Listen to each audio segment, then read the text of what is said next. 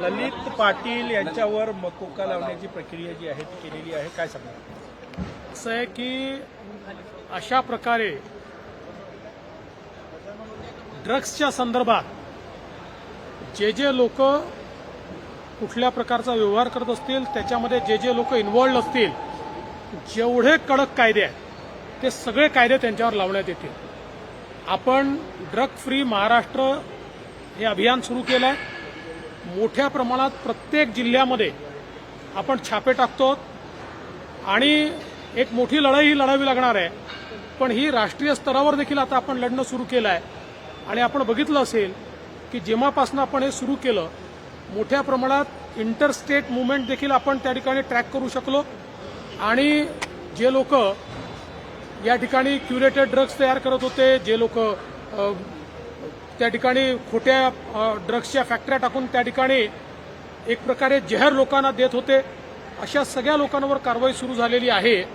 आणि जे अपराधी असतील त्यांच्यावर तर कडक कारवाई होईलच, पण जे पोलीसवाले त्याच्यामध्ये इन्व्हॉल्ड निघतील त्यांना केवळ सस्पेंड नाही तर 311 प्रमाणे त्यांना डिसमिस केलं. पॉलिटिशियन्स खूप आरोप प्रत्यारोप होत होते आणि या प्रकरणामध्ये खूप लागे बांधले असे.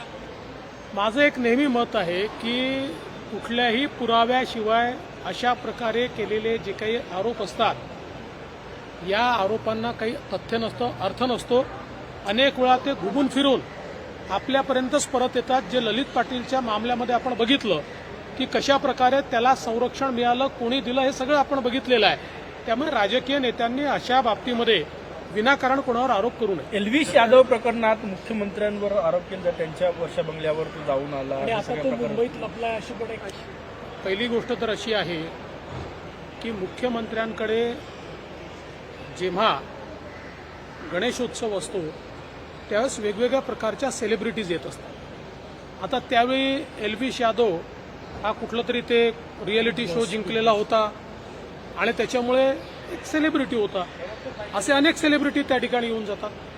आणि ज्यावेळेस तो येऊन गेला त्यावेळेस त्याच्यावर कुठला आरोप नव्हता, त्यावेळेस तो एक सेलिब्रिटी म्हणून त्या ठिकाणी आला असेल.